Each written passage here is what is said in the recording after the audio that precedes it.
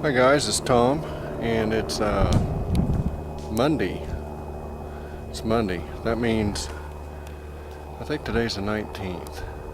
Yeah, 19th. So one good thing's happening this week is I'll be heading to Florida. So I'll be going down to see Darren. Saturday night I'll be leaving. So I was out here policing or checking out my wood pile, and we got a pile here, guys. It's a mountain, and I believe that's 7 loads total since we started. I started stacking a little bit of it, but my wood guy, he brought this in, and he brought this wood in. He said, "I don't know what it is, Tom."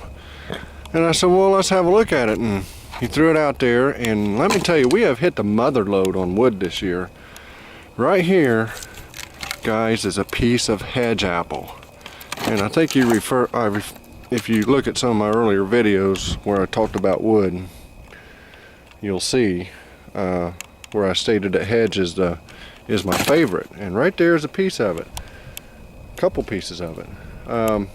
They call it Osage orange, or hedge apple, or horse apple.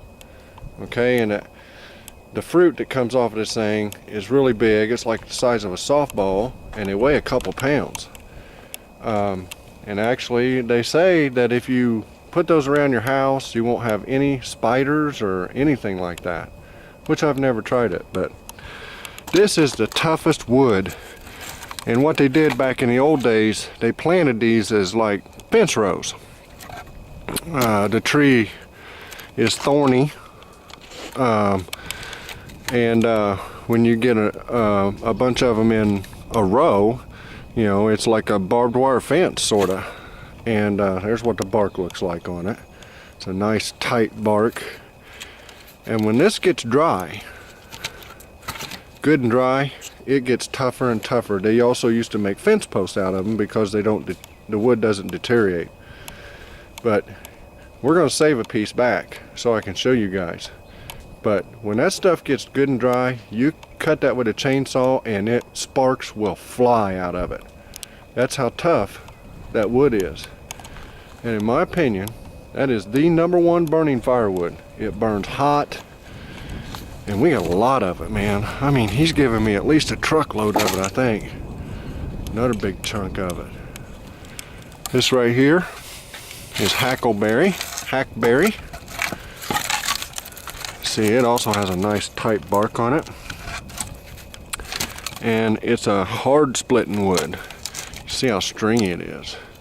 It doesn't pop when you split it. You usually have to run the ram all the way down, and it's also very tough wood. Good burning wood. We got hackberry, whatever you want to call it. And right here is another very nice piece of wood. That right there is shagbark hickory. And you can also see how it also is a little stringy when it's split. It doesn't pop. It's hard to split it. Hard splitting wood. Those 3 are my favorite woods, and I got them for next year. Wow. Plus we got about half of this is ash, and that's also in the top for burning wood. But we're going to save a piece of this back, and come towards the fall, we get the chainsaw after it in the dark, and you'll see what I'm talking about. That stuff, it'll look like the chainsaw's cutting metal. That is one of the toughest woods I've ever seen. And the tree don't get very big. Usually they're only about 25, 30 feet tall. But usually they just get loaded with those hedge apples, or horse apples, people call them.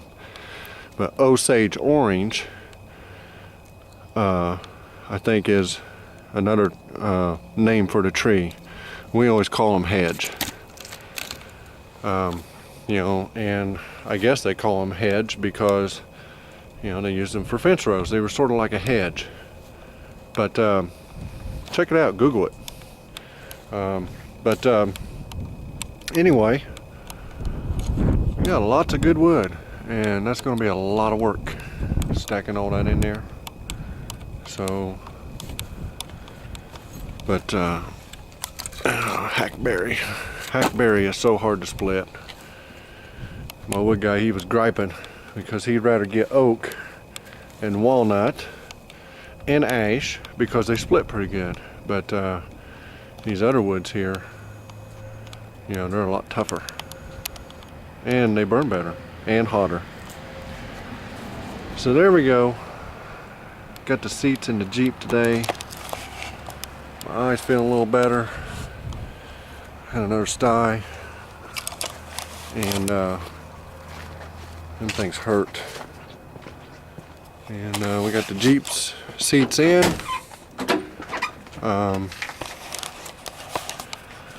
I had to glue that side panel on this one, so it's setting up.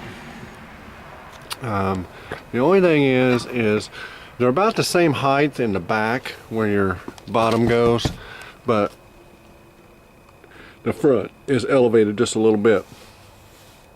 And I don't know how it would be for a short person to drive it. So I'm trying to figure out a way to maybe get them down in the front. I'm not sure without doing a bunch of cutting and welding and all that. So, but for me, it's a very comfortable ride now.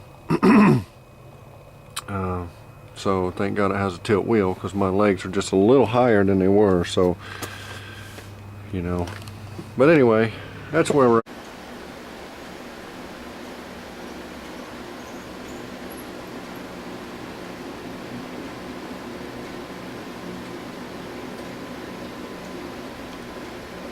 Oh yeah.